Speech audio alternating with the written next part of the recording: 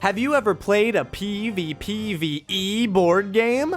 I haven't, and that's what I'm here to talk about today. The creators of Shadows, Heroes, and Monsters sent me an early copy of their second edition that will be on Kickstarter shortly, and wanted me to talk a little bit about it, so I'm gonna do just that. Shadows is a game where you and 1 to 3 other players play as different heroes, complete with their own starting deck and special ability, and bash each other to gain gold and experience that's used to buy items from a shop area and new ability cards from a random deck you're dealt from the neutral ability pool. The other players aren't the only ones you'll have to worry about either. There's a boss monster that exists on the board to cause general havoc. The first person to take out the boss gets its rewards, and a new harder boss flips over.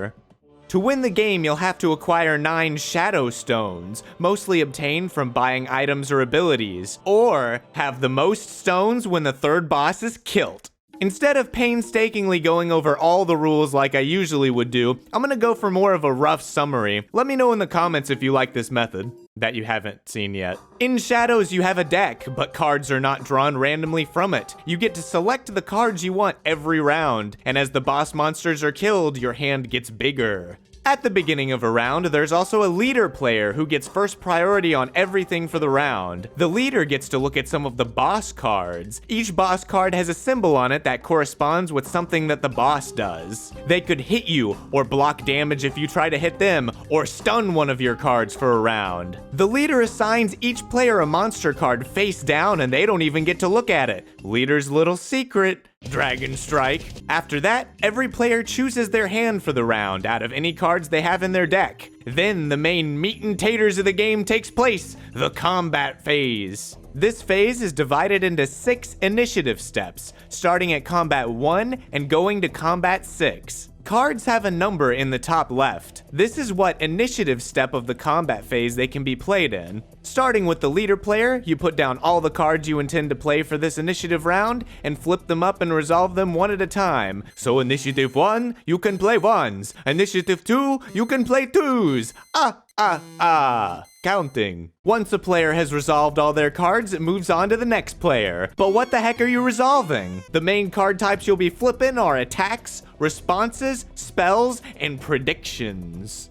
Attacks? Do what they say on the tin. Zap, stab, punch, do damage. A lot of cards have a symbol that references one of your character's 3 stats to deal damage or block damage. Deal magic missile damage. Block wrench damage. When you're attacking, you can target any of the other players because this is not a cooperative game. When you attack another player, they get a chance to play a response card. These cards can be played out of initiative order, so you can play a 5 response on initiative 2. Blocked! You can also attack the boss monster. If you do, reveal your face down boss card if it's still face down, or flip a new boss card if the old one's already face up, and do whatever it says. Blocked! Again! Damage to the monster is tracked separately by every player. If a monster has 5 health, that means 1 player has to deal at least 5 damage to take it out, regardless of the damage placed on it by other players. Most attacks reward you with an experience point if your attack is not responded to, and most responses give you a gold when you use it. You gotta suss out the defenses if you want that sweet XP. Spells are spells.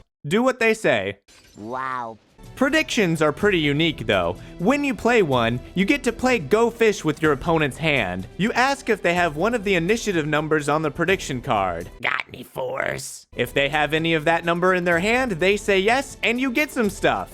If they don't have any, they say no, and You get nothing! Initiative 1 is mostly prediction cards, so you can guess what your opponent has in their hand before they have a chance to play it. Maybe even scout out their defenses because most of those are on 5. Initiative 2 is mostly attack cards, so this is where that brawling is gonna happen. Initiative 3 is actually the monster's turn. Anyone that hasn't flipped up their monster card does so now and suffers the consequences. Blocked! Wait, that's useless now, dope! Initiative 4 is where better spells and big attacks pop up, while 5 is mostly response cards. And 6 is usually where you play permanent type cards like creatures that stay on your board until they get punched out. Some of them give you free attacks every turn or trigger on a specific action like using a prediction card. Once Initiative 6 is done, the build-up phase occurs.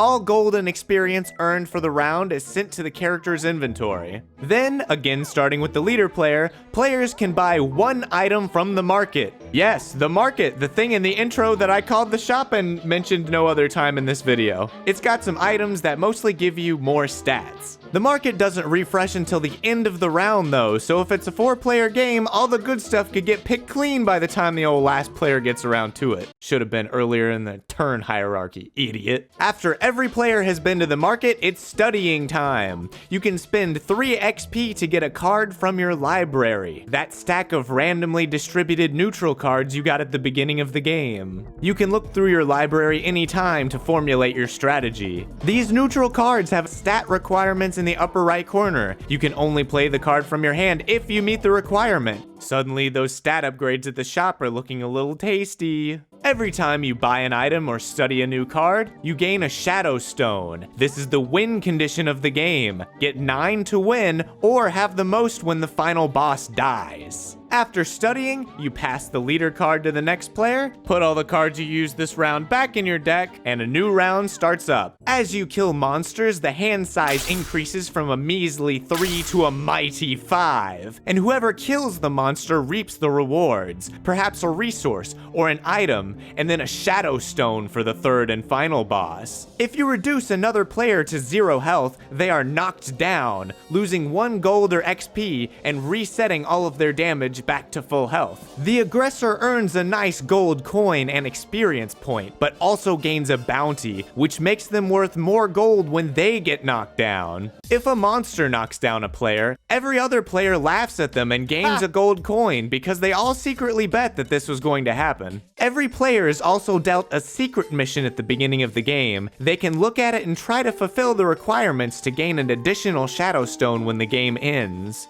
Lastly, every player has a flat-footed card. If you take damage from an attack without responding to it, you flip it over and it becomes dodge. It can then be used to block a bunch of damage and flip back to the other side. At the end of the round, if it's still on the dodge side, you can remove a damage and flip it back to being flat-footed again. Whoo! I think that's the game, or at least on a basic level. Now, what did I think about it? Interesting question. I feel like it took a lot to digest. Maybe it's because I mostly stick to TCG land and don't venture into board games a lot, but there are so many little doodads and card piles. 2 card piles per player is fine, but then there's like 5 types of tokens and a market pile and a boss pile, and why are they so small? Once we got it down though, it was pretty smooth sailing. I do want to point out that most of my experience playing this game has been 1v1 v-boss, with a few different people, so that's the perspective I'm coming at this with. First off, the game loop felt pretty solid once we got it down. The initiative phases I thought were pretty intuitive and made a pretty interesting hierarchy of what you could expect when. At the beginning of the game, attacks are almost always on initiative 2, but as it goes on, there are other times that you need to watch out for stray blows. Now let's take a stray blow and start talking about the monster. I feel like the players not all contributing to the monster kill is kind of a weird disconnect. It's almost more like every player is racing to kill their own version of the boss rather than there just being one boss. It disappears after the first person kills it though. I did think the monster attack deck was really cool though. Every boss having their own action set with a shared deck is neat. Unfortunately, it felt like the bosses didn't really add a whole lot. They basically all had the same actions: hit you, block damage, heal themselves, and then maybe a stun or a second attack in a row. There's a final boss lady that can summon a minion, and that's pretty unique. I wish there was more like that. I guess the monsters aren't the point, but they kinda are, right? In PvPvE, the E should be important, right? The leader has big power in getting to look at the monster cards and handing them out as they please. You can basically set up your whole round based off what the monster is doing, so you definitely play different if you're the leader or not. The game seems like a damage unga bunga reduce health game, but it's actually an economy game. The winner is the person that can land the most attacks and predictions without getting responded to. Those are the things that give you experience and gold, and buying things is the real way you win the game. Knocking someone down slows them down a little bit and gasses you up a little bit, but then they can come back and conk you and get that bounty, evening the playing field once again. back to the XP and gold economy, I could slowly feel the wind slip away from me one game as I whiffed my second and third predictability. But we were going to have to play for another 25 minutes to actually finish the game. Maybe I'm just bad. I also got really screwed with my library that game. It was just all stuff that I didn't have the stats to be able to play, even after buying a few items from the market. Rippin' pepperonis, my dudes. Skill issue. There's also rules to draft your library, and that seems like the way to do it. I'm also kind of perplexed by the dodge card. It seems like players died too easily at some point in development, and this card was added to stop that, and it sure does that. Unless you want to try and spend your entire round attacking someone, you can really only get one hit in, because the second one will be dodged! And that's not counting any other defensive cards they might have. There's also a few random cards that seem to clash with the theme, unless I just don't know what the theme is. Looking at the heroes, we have some classic high fantasy stuff. Witch, Knight, Hunter, Rogue. Why is there a high-tech drone? All of the monsters are fantasy monsters. Skeleton, dragon, mad scientist riding a bomb? What? The box looks all fantasy too. Why is there a robot? Like 90% of it is classic high fantasy, but then gummy bear! Lastly, I want to briefly discuss the differences between this version and the original version that launched a few years ago. In that version, your library came from a randomized TCG-like booster pack of cards, but those are gone now. Don't have to worry about that. That's nice. You buy the game, you have all of the game. With all the cards, I can see this game having a pretty high replay value with all the different combinations of cards that could be in any given game, and how each player only uses a tiny fraction of them each time. Overall, I think it's a fine game. I'd probably need to play it some more to refine my opinion, but it didn't really hook me with the first few games. If it looks like your jam, the link to their Kickstarter is in the description. That will be launching on March 18th. I'm 2Lanes the Card Game Crypt Man, and I'm out.